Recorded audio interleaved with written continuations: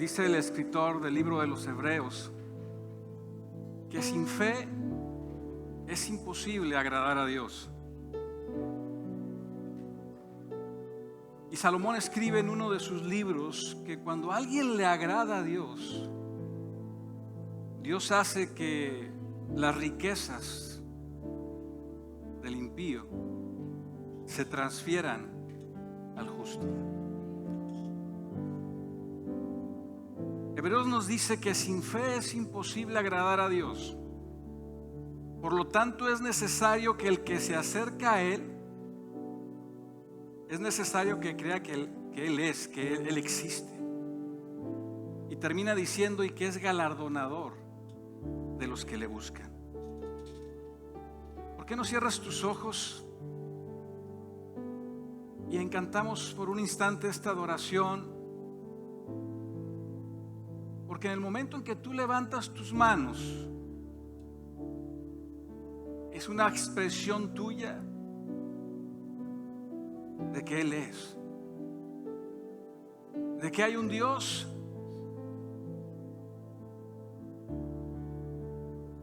que tú estás frente a Él, y esa es una expresión de fe. Alan. Mis manos, exprésale que creas que Él es. Aunque no tenga fuerzas, levanto mis manos, aunque tenga mil problemas. Sí, Señor. Levanto mis manos. Este es tu momento con Él. Aunque no tenga fuerzas, levanto mis manos. Pueden haber sido muchos años, aunque tenga mil aún problemas, muchos meses y muchos días. Cuando levanto mis manos, pero en un momento, comienzo a cuando en fe levantas tus manos, el milagro puede llegar. Que me hace cantar. La respuesta cuando puede presentarse. Mis manos comienzo a sentir el fuego. Cuando levanto mis manos, mis cargas se van. Nuevas fuerzas tú me das. Todo esto es posible. Todo esto es posible. ¿Qué tan alto puedes levantarlos? Mis manos. ¿De qué tamaño es tu necesidad para que extiendas esas manos lo más alto posible? Que no tenga fuerzas, levanto mis manos, aunque tenga mil problemas. Cuando levanto mis manos, comienzo a sentir una unción que me hace cantar. Cuando levanto mis manos, comienzo a sentir el fuego. Cuando levanto mis manos, mis cargas se van. Nuevas fuerzas tú me das. Todo esto es posible. Todo esto es posible cuando levanto mis manos. No te imaginas las veces que yo llegaba junto con mi familia buscando lo que tanto anhelábamos y necesitábamos. tomamos un lugar como el que tú tomas hoy. Y nuestra única esperanza era que Él hiciera algo. Yo no sé si tú estás en este momento, en esa situación donde la única esperanza es que Él haga algo. Quiero decirte que estás en el mejor lugar para que eso suceda. Porque el que se acerca a Él es necesario que crea que le hay. Y tú estás en este lugar porque crees que Él es, que Él existe. Y tú estás en este lugar porque sabes que algo dentro de ti te empujó a estar aquí esta noche, porque Él puede hacer algo y va a hacer algo por nosotros. Puedes tomar tu lugar esta noche. Quiero agradecer a los pastores, a Babi, a Lynn, a Jorge, a Olga por esta invitación. Para mí siempre va a ser un honor estar parado en este lugar. Lo tomo con toda responsabilidad y con compromiso, sabiendo que ustedes no están para perder el tiempo. Ustedes están buscando algo que necesitamos traer de la palabra de Dios, del mismo trono de Dios, para que algo suceda aquí dentro de nosotros. Quiero contar una historia esta noche ya, que la podemos encontrar en el libro de Génesis desde el capítulo 37 hasta el capítulo 50. Es la historia, para mí es una de las historias más fabulosas, para mí es una de las historias más apasionantes, que expresan lo que realmente es vivir por fe. Y es que quiero decirte que tú y yo no tenemos otra como creyentes más que vivir por fe. La historia de José, aquel que muchos conocen como el soñador. Hay puestas en escena en Broadway y en diferentes lugares donde se presenta esta obra de teatro que se llama José el Soñador. Pero lo que realmente es una historia verdadera, verídica, que encontramos en el libro de Génesis, en la Biblia. Y en esta ocasión voy a iniciar desde el final. Del final de la historia, quiero llamarle así, la historia terrenal de José, cuando prácticamente la Escritura dice que fue puesto en un ataúd. ¿Y por qué digo que es la historia terrenal, el fin de la historia terrenal de José? Porque históricamente la casa de José fue la razón de la primera venida de Jesús, y podemos decir que es el 50% de la razón de la siguiente venida de Jesús. José fue tan amado, no solamente por Jacob su padre. José es tan trascendente a la historia de Israel que una parte importante de Israel se le conoce como la casa de José. Y más aún la nombran como el nombre de uno de sus hijos, como la casa de Efraín.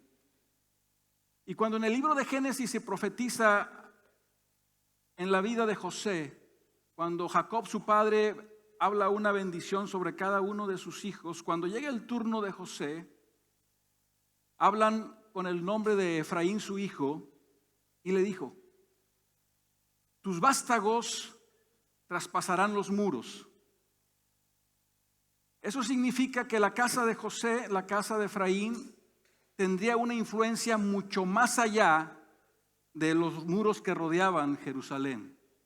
José era el hijo de Jacob, era la tribu de Israel que tenía una misión importante para alcanzar el mundo. De hecho, la palabra de bendición sobre José le dicen: y tus descendientes serán de una manera tan grande, serán incontables, serán innumerables, que cubrirán toda la tierra. Una traducción nos dice que tus descendientes, le dicen esta bendición Jacob a José, serán como los peces del mar. Y toma mucho sentido, porque no de la nada Jesús le dice a Pedro y a sus discípulos: yo los haré pescadores de hombres. Y es que proféticamente la casa de José, que así se le conoce al reino de Israel. Recuerden que Israel se dividió en dos reinos, el reino de Judá y el reino de Israel. El reino de Judá son las 2,5 tribus más o menos que actualmente conocemos como judíos, que actualmente se encuentran en Jerusalén o se identifican visualmente en las diferentes culturas con sus atuendos muy característicos. Pero hay 10 tribus más que desde la conquista de Asiria fueron esparcidas por el mundo y nunca más regresaron a Israel. Entonces José tiene tal trascendencia en la historia de la humanidad, ¿sí?, que la primera venida de Jesús tuvo todo que ver con la casa de José. Porque Jesús le dijo a sus discípulos: yo he venido a la oveja perdida de la casa de Israel. José tiene tal importancia en el reino de los cielos que tú y yo podemos ser injertados en el olivo verde que es Israel a causa de las promesas que hay para José. Esa es la trascendencia de este joven del cual te voy a hablar esta noche. Esa es la trascendencia que hasta el día de hoy te ha alcanzado y nos seguirá alcanzando con promesas y bendiciones que no imaginamos. En el libro de Génesis capítulo 50, versículo 22 y 23 nos narran los últimos versos del libro de Génesis, en el último capítulo. Y dice así, si me pueden ayudar con las escrituras, Génesis 50, versículo 22 y 23. Dice: y habitó José en Egipto, él y la casa de su padre, y vivió José 110 años.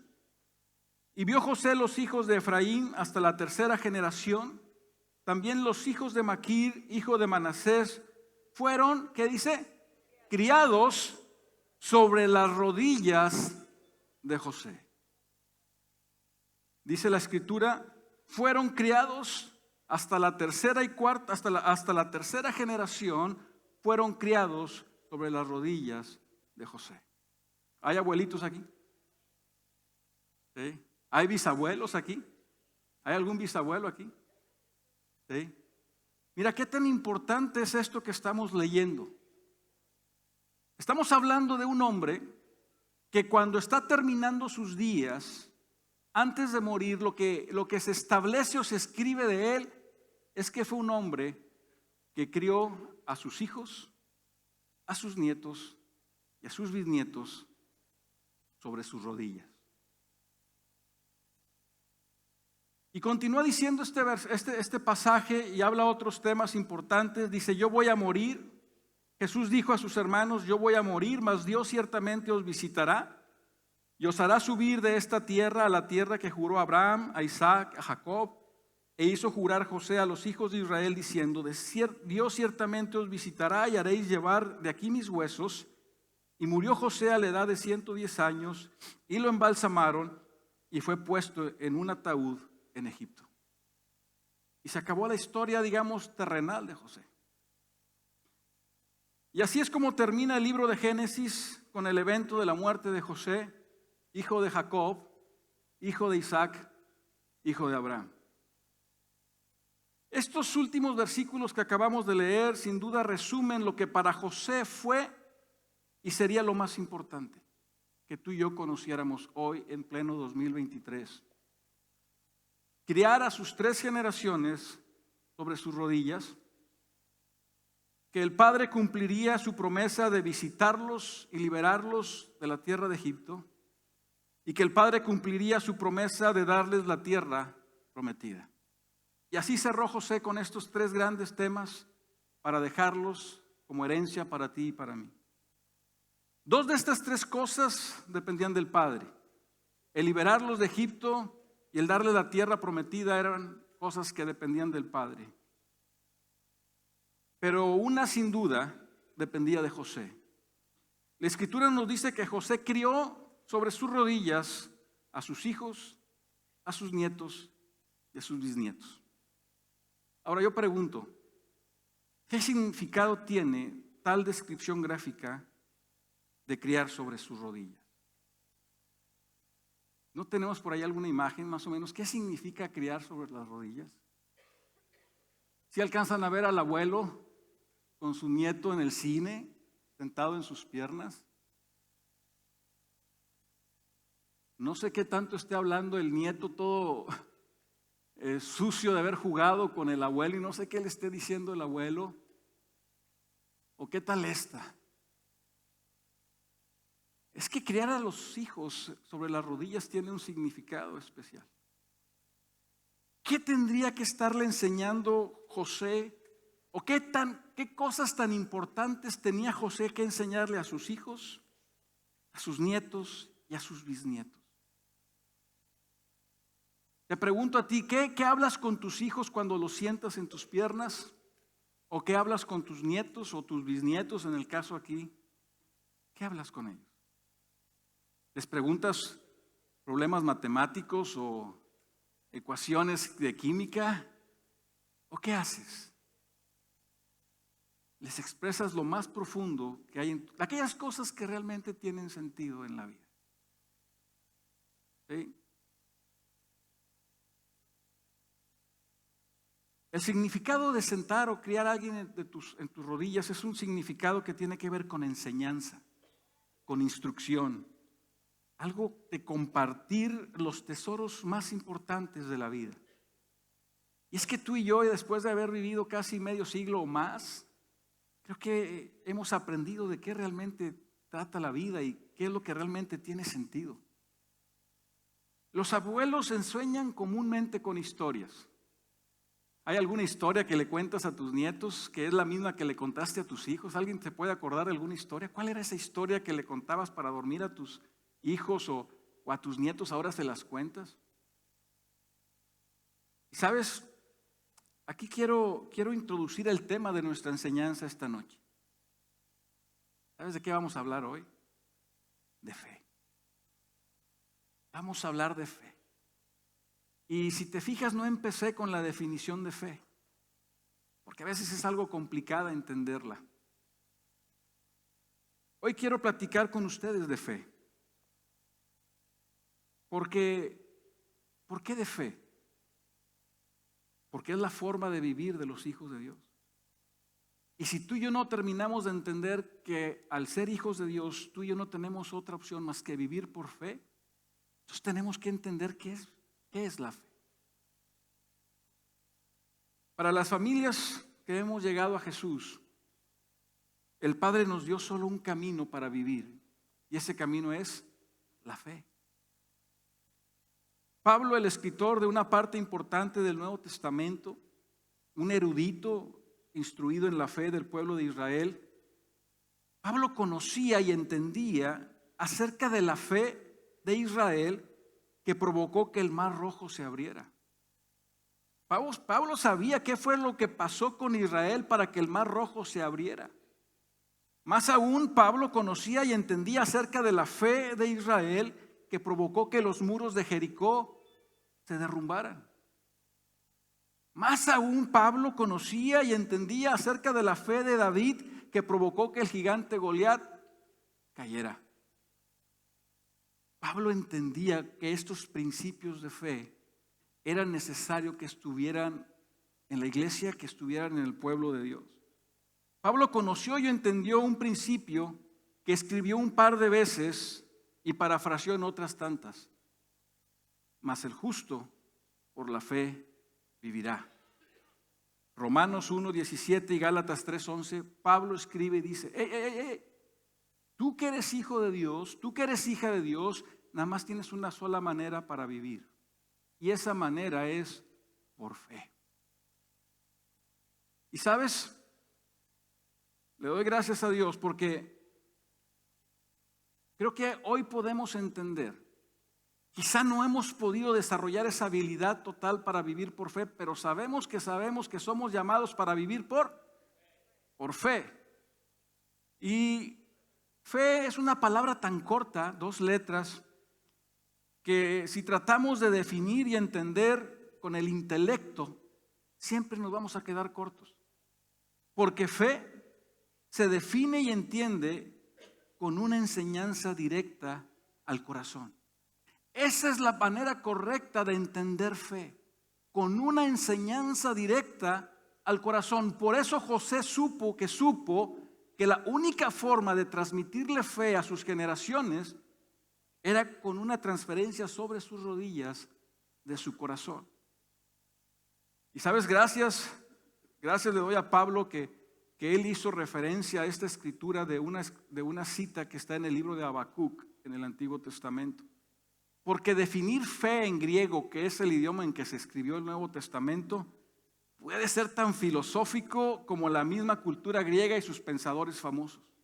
Pero gracias a Dios, Pablo toma este pasaje del profeta Habacuc y entonces nos vamos a ver el significado de fe en el idioma hebreo. Y vean lo que encontramos ahí. Habacuc 2:4 dice: mas el justo por su fe vivirá. Exactamente lo que Pablo está parafraseando en el Nuevo Testamento en 2 ocasiones. La palabra fe en el hebreo, en el Strong, es la palabra emuná.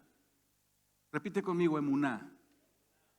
Emuná, y literalmente significa firmeza. Entonces la definición en hebreo de fe es firmeza. Y tiene un sentido figurado que es seguridad. Entonces fe significa firmeza, seguridad, significa estar establecido en algo. Pero quiero llevarte a la raíz de esa palabra. Y la raíz de la palabra emuná es la palabra amán, que significa, ahí te va, criar como un hijo. Entonces en el hebreo, ¿sí?, lo que significa la palabra fe es una crianza como crías a un hijo. Entonces no es un concepto que tenemos que tratar de entender aquí en la cabeza. Es una relación que se da en el corazón. Es por eso que el buen José había entendido tanta emuná y tanta fe en su vida, que tuvo y se hizo del suficiente tiempo para criar a sus nietos, a sus hijos y a sus bisnietos, enseñarles y criarlos en fe, en emuná. Pablo siempre supo que la fe es un proceso de crianza. Un proceso que inicia en el aula de la enseñanza de la palabra. Este es un aula de enseñanza de la palabra.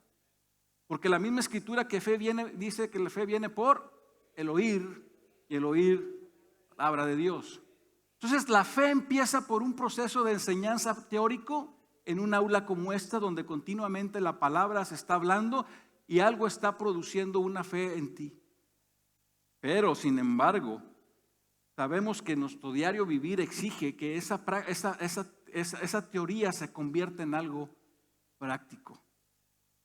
José criaba en fe a sus generaciones sobre sus rodillas.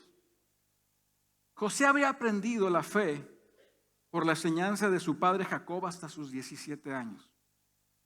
De sus 17 a sus 30 años fue una enseñanza intensiva en la práctica. Pero ¿sabes? De los 30 a los 110 años, José fue coronado por su fe. Saca cuentas. Desde que nació hasta los 17 años, José fue criado y enseñado por Jacob, su padre. Pero llega un momento en que se separan, dice la escritura, y de los 17 a los 30 años es criado por el Padre Celestial. Y después de los 30 años, simplemente es coronado por su fe y tiene una vida por 80, ¿qué? Que son 80 años.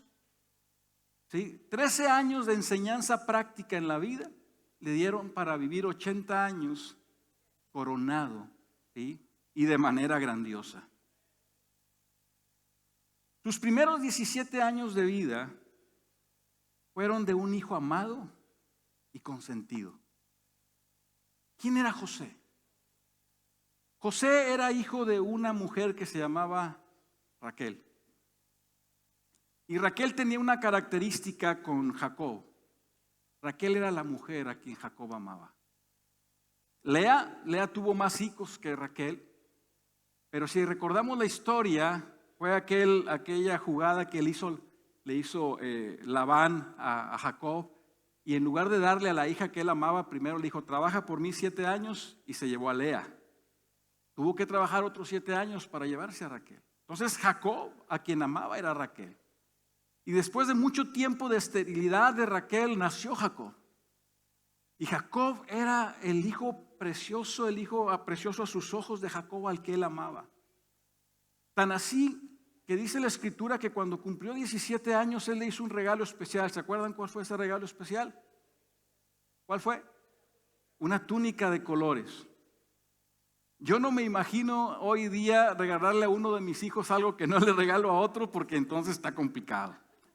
Y aparte eran 12 hijos de 4 mamás distintas. Pero había 2 que eran especiales: Jacob, José y Efraín. Y dice la escritura que Jacob le regala a su hijo José una túnica de colores que expresaba que él era alguien especial. Y de pronto a los 17 años la Biblia dice que Jacob empezó a soñar. Y soñó y tuvo 2 sueños, dice la escritura, donde toda su familia se inclinaba a él. Él contó esos sueños a su padre y Jacob lo reprendía. Dice, más meditaba en lo que su hijo José le decía. Y es que mira, tú puedes hablar de mis 3 hijos y yo sé qué dones operan más o menos en ellos. Y yo sé que cuando uno de ellos me dice cierta cosa, yo sé que cuando es algo serio.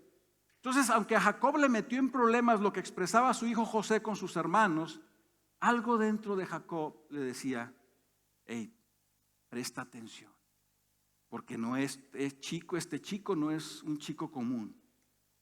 Dice la Biblia que en una ocasión lo manda a preguntar cómo estaban sus hermanos que cuidaban ovejas. Y ese momento fue un momento muy difícil para José, porque esperándolo de lejos cuando lo vieron, dice que sus hermanos tramaron cosas contra él. Nada más matarlo, casi nada. Era tanto la envidia, era tanto el coraje que tenían contra él, que sus mismos hermanos de sangre querían matarlo.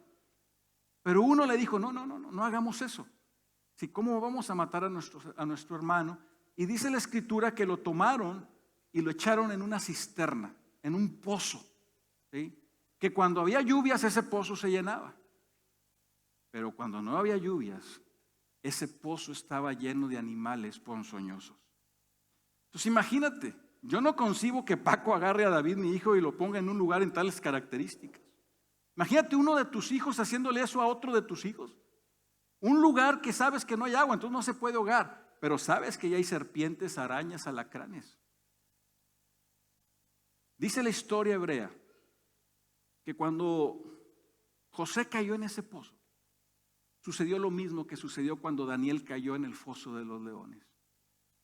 Todos los animales ponzoñosos se hicieron a un lado. Porque este chico tenía un propósito que cumplir. Este chico tenía un llamado del cielo que él conocía en su interior y que iría descubriendo poco a poco conforme avanzaba su vida de crianza de fe con el Padre. Dice entonces que no queriéndolo matar, lo sacaron y de pronto una compañía de ismaelitas pasaba por ahí y lo vendieron. Pero dice la historia hebrea que José era otro, José se cocinaba aparte. Cuentan que aún José le encontraba lo bonito a las adversidades. Y en lugar de verse que ya estaba vendido rumbo a Egipto, él se sentó en ese carro de especies aromáticas e iba disfrutando las especies de ese carro donde él iba como un prisionero. Y es que eso es emuná, y es que eso es fe. Saber que cuando tú y yo estamos en ciertas situaciones adversas, siempre hay algo que parte de Dios que nos va a tranquilizar y a hacer esperar pacientemente la adversidad que estamos viviendo. Este amigo iba preso.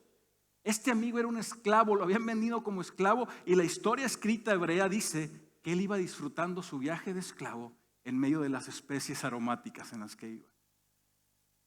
Llegó a Egipto, pagaron por él, pero desde ahí se veía la mano de Dios, porque no llegó a cualquier casa. Llegó a la casa de un alto funcionario de Egipto y más tardó en llegar que en prosperar. Y no prosperaba porque él la supiera de todas. Llegó a un país extranjero que tal vez no hablaba el idioma. Prosperaba porque simplemente la bendición de Dios estaba sobre él. Y pronto se puso en el afecto y en el agrado de este hombre hebreo, este hombre egipcio. Y dice la escritura que fue ascendido a cuidar toda su casa. ¿Y sabemos lo que pasó? Le levantaron un falso, ¿sí? Fue un falso, fue un 4 que le pusieron, que fue a dar a la prisión. Pero aún en la prisión, en aquel lugar difícil, húmedo, maloliente, dice la Biblia que nuevamente José empezó a prosperar. Y es que esa segunda vez, ya no fue tan difícil. Porque ya José había visto cómo Dios lo había librado del pozo de serpientes y de escorpiones y animales ponzoñosos. Cuando llega con manos hombres, dijo, así como Dios me libró de los ponzoñosos, me librará de este. Cuando llega después a la cárcel, dijo, así como Dios me sostuvo allá, ahora me va a sostener aquí. ¿Qué es lo que necesitaba José? Simplemente tiempo.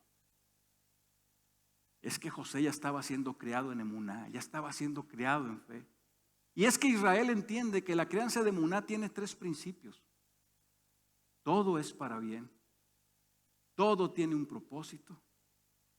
Y Dios tiene que permitirlo. Si Dios lo permite, es porque Él está contigo en el proceso. Entonces, si tú estás pasando ahorita un proceso difícil, que el Espíritu Santo te ayude a encontrar los aromas agradables de ese lugar.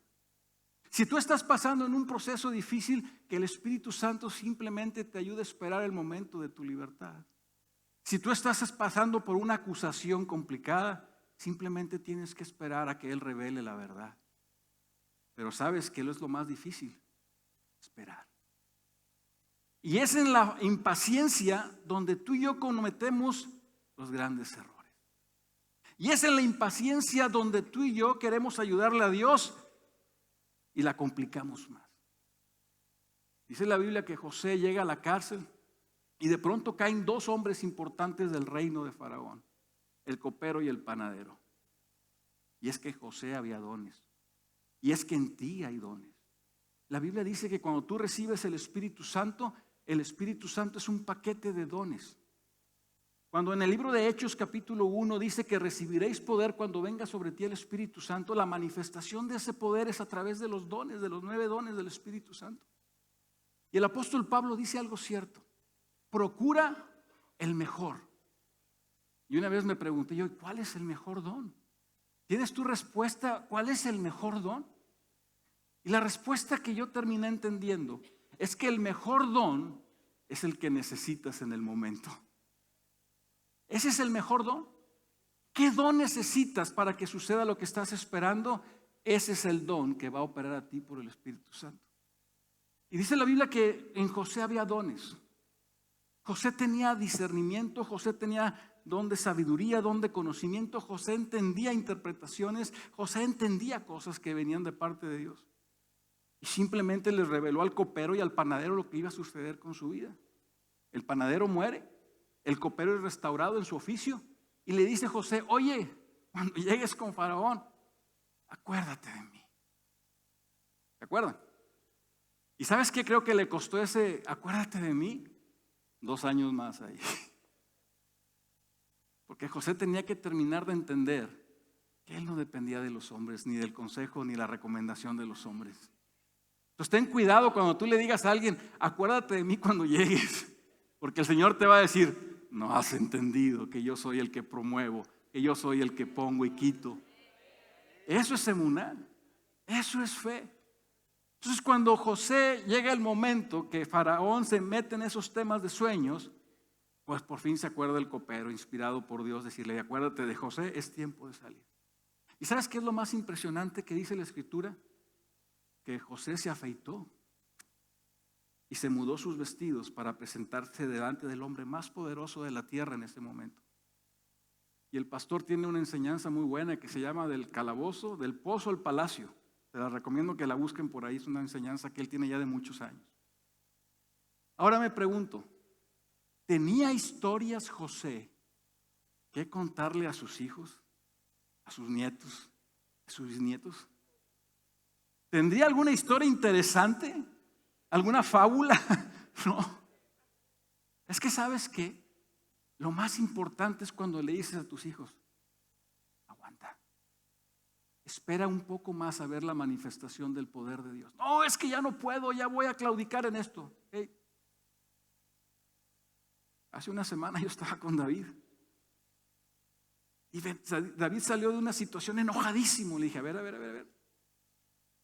Y figurativamente lo senté en mis piernas y le dije, a ver, chavo, esto es lo que va a pasar así, así, sí. ¿Cuántas veces no has hecho eso con tus hijos o con tus nietos o bisnietos? ¿Sabes cómo se llama eso? Se llama fe. Porque el fruto de la fe es la confianza. En hebreo es bitajón.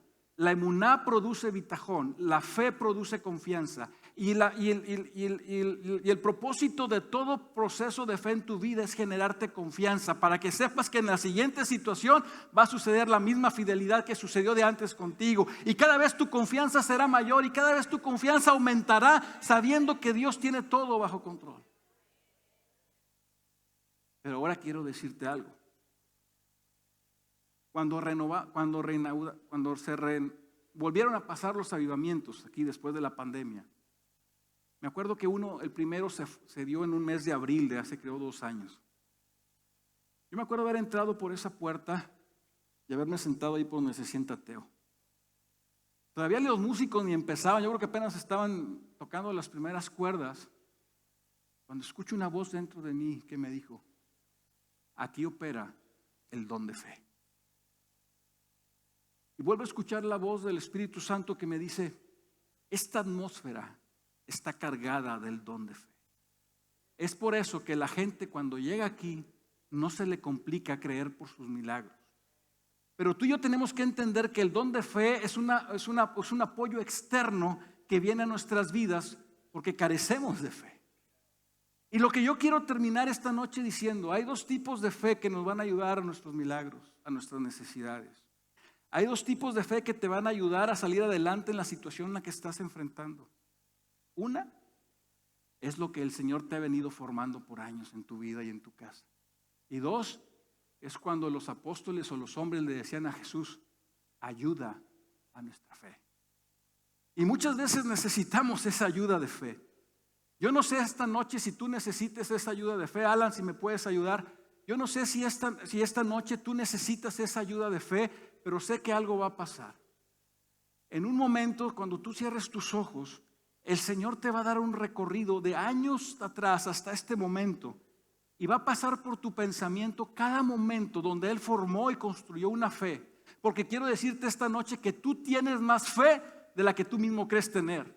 El Señor se ha preocupado en criarte mucho más de lo que tú crees tener de fe que Él te ha formado en tu vida. Lo único que tienes que estar consciente esta noche es que el Señor ha formado en ti una fe inquebrantable. Y el único que tiene que darse cuenta esta noche eres tú. Tú tienes que darte cuenta esta noche. Pero también el Señor obrará y operará su don de fe para ayudarnos en nuestras debilidades y en nuestra carencia de fe. Así que esta noche, ¿por qué no te pones de pie? Y yo te voy a invitar a que del próximo domingo en adelante hagas algo. A mí me gusta mucho caminar aquí. Me recuerdo en los momentos más difíciles de mi vida y de mi familia, empezar caminando y no saber ni cuántas vueltas terminé dando. Pero dice la Escritura, fíjate lo que te voy a decir.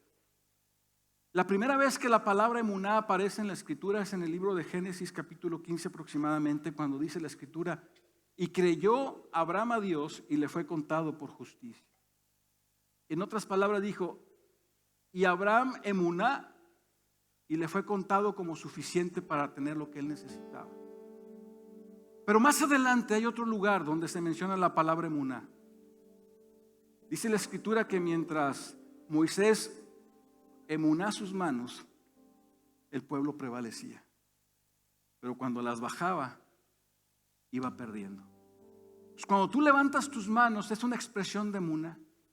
Es una expresión donde tú dices: yo sé que a través de mi vida tú has sido fiel y puedo confiar en ti. Y esta expresión en el mundo espiritual tiene mucho significado. Porque esta expresión es la de uno que sabe que puede confiar en el Padre. Y si tú te das cuenta, quizá los primeros momentos en que tú levantas tus manos empiezas a sentir esa cansadez. Empiezas a sentir difícil, como cuando en la primaria te hacían hacer ejercicios y no bajabas las manos. Pero llega un momento cuando esa práctica física o terrenal te empieza a convertir en una expresión de fe y de emuná de tu vida, que entonces esas manos se aligeran. Y puedes andar con ellas levantada el tiempo que necesites, porque ya no estás operando en un sentir terrenal, sino que estás sabiendo que tu vida está expresándole a Él que estás confiando en Él. Esa es la expresión de Emuná, esa es la expresión de fe de Moisés cuando venció a los amalecitas, como Jorge comentó. Así que esta noche yo creo que es un buen momento para reconsiderar lo que hemos venido haciendo y para tener un compromiso. Criar a nuestros hijos hasta la tercera generación. Y es que todo tiene sentido, porque las maldiciones llegan hasta la tercera y cuarta generación. Entonces José sabía que su enseñanza tenía que apuntalarse en sus hijos, en sus nietos y en sus bisnietos, para evitar que esas externalidades de maldad y de maldición llegaran a sus vidas. ¿Quieres tú garantizar que la bendición fluya a través de tus generaciones?